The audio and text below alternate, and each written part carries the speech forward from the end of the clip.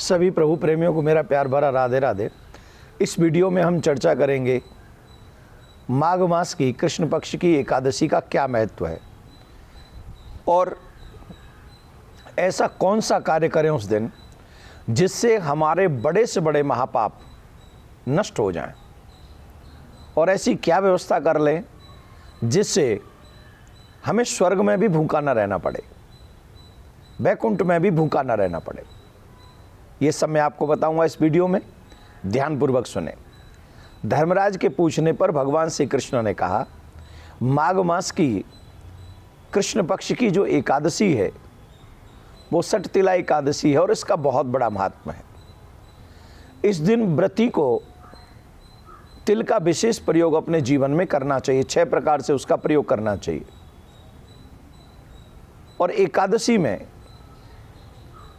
व्रत करते समय नियम मर्यादाओं का ध्यान रखना चाहिए। कई लोग जो अपने हाथों से मनुष्य जीवन प्राप्त करने के बाद भी अन्न इत्यादि, वस्त्र इत्यादि, धन इत्यादि दान नहीं करते, उन्हें मुक्त होने के बावजूद भी कष्ट भोगना पड़ता है। इस कथा से यही सीख मिलती है। एक बुढ़िया माँ थी जो कभी भी दान नहीं देती थी, ना अन्न का दान ना धन का दान। हाँ, व्रत बहुत करती थी, एकादशी के व्रत बहुत करते थे, और एकादशी के व्रत करके उसने भगवान नारायण को प्रसन्न कर लिया था। भगवान नारायण जानते थे कि इसने एकादशी का व्रत करके वैकुंठ तो प्राप्त कर लिया है, परंतु ये दान नहीं करती है, तो कोई ऐसा उपाय किया जाए जिससे ये दान करे। तो भगवान स्वयं भिक्षुक बन के आए थे नारायण भगवान उसके यहाँ। का भिक्षाम दे, तो जानते हो क्या दिया था?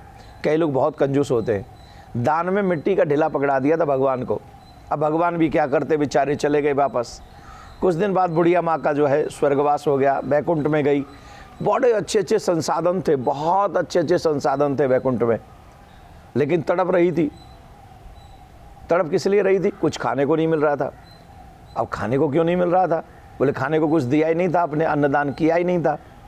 तो माँ ने जब पूछा तो भगवान ने कहा कि देखो, आपने कुछ भी दान नहीं किया है जिससे हम आपको यहाँ कुछ उपलब्ध करा सके। फिर भगवान ने उपदेश दिया और तिल के दान को महत्वपूर्ण बताया। तिल के दान करने से तुम्हारा यहाँ जो ये कष्ट है ये दूर हो जाएगा। तो भगवान ने कहा कि इस एकादशी का नाम है सटतिला एकादशी, अर्थात 6 प्रकार से एकादशी के दिन तिल का प्रयोग करना चाहिए। पहला, जल में तिल डालकर स्नान करना चाहिए, तिल का उबटन करना चाहिए, तिलों से हवन करना चाहिए, तिल मिश्रित जल पीना चाहिए, तिल का दान करना चाहिए और तिल के व्यंजन बनाकर भगवान को भोग लगाना चाहिए। तिल के 6 प्रकार के इस प्रयोग से अनेक प्रकार के महापापों का नाश हो जाता है। जो भी मनुष्य 6 प्रकार के इन तिल के प्रयोग को करता है।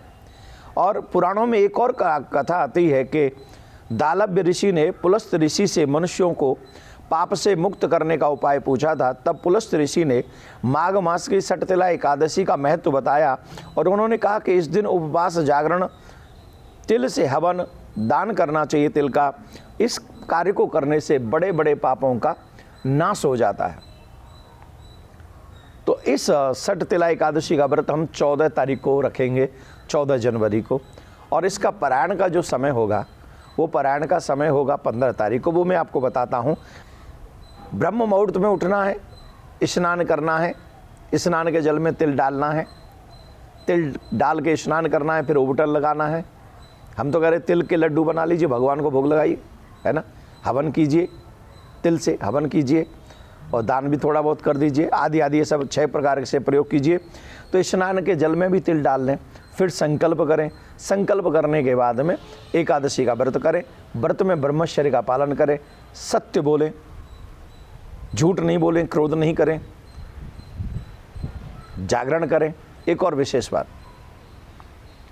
एकादशी के व्रत में प्रेम पूर्वक भगवान का पूजन करते हुए हमें ये ध्यान रखना चाहिए कि इस पुण्य को भी हम भगवान के चरणों में समर्पित कर दें, तो परमात्मा को अर्पण की हुई वस्तु लाखों करोड़ों गुना हमें वापस मिलती है।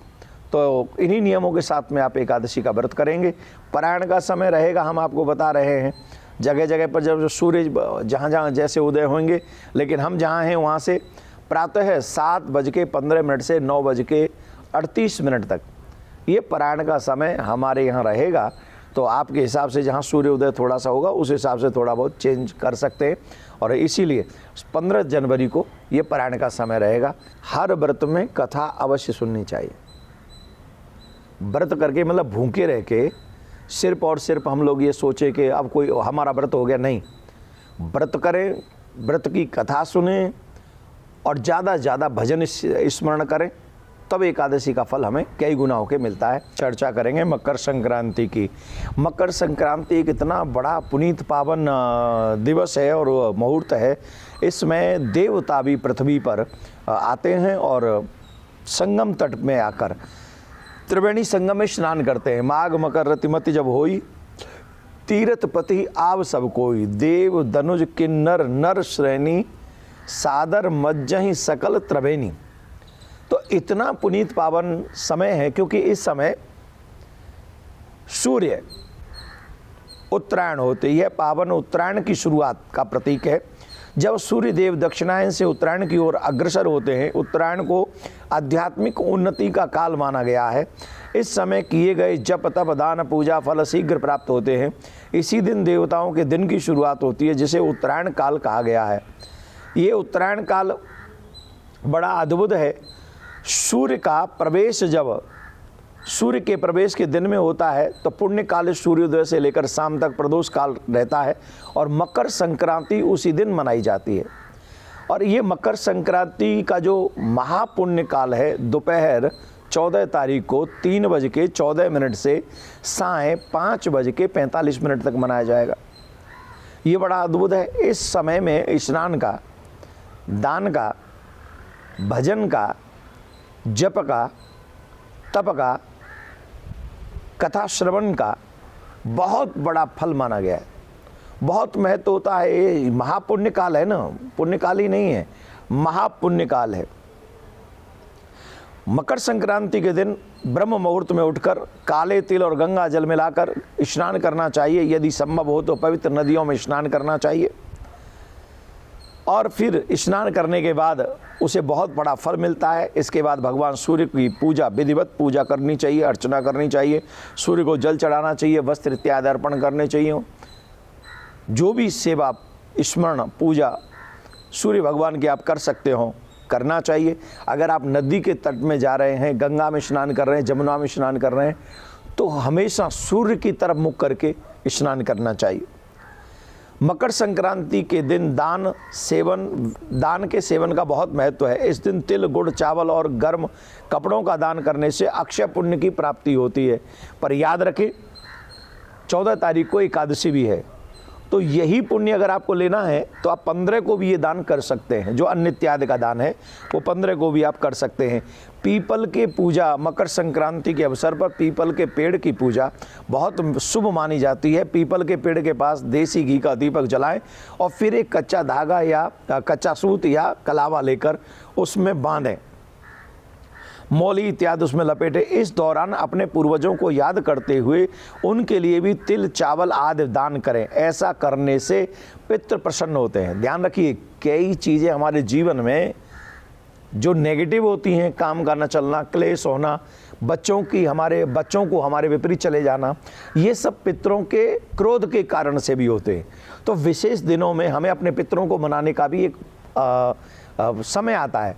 तो मकर संक्रांति का जो दिन है, अगर आप पीपल के पास जाएं, घी का दीपक जलाएं, पितरों को याद करें, मौली उस पीपल के पेड़ में परिक्रमा करते हुए बांधें, पितरों के कल्याण की प्रार्थना करें और उनके आशीर्वाद की प्रार्थना करें, तो इससे पितृ प्रसन्न होंगे, इससे वंश वृद्धि होगी, उससे आपके धन की वृद्धि होगी, आपके शरीर में जो रोग लगे हैं उनसे भी निवृत्ति होगी। तो मकर संक्रांति का दिन बहुत बहुत बहुत बड़ा है, बहुत शुभ है। इस दिन बढ़ चढ़कर सत्कर्म करें और अपने पितृ और भगवान को मनाने का प्रयास करें। इस दिन विशेष तौर पर गाय को हरा चारा अवश्य खिलाना चाहिए।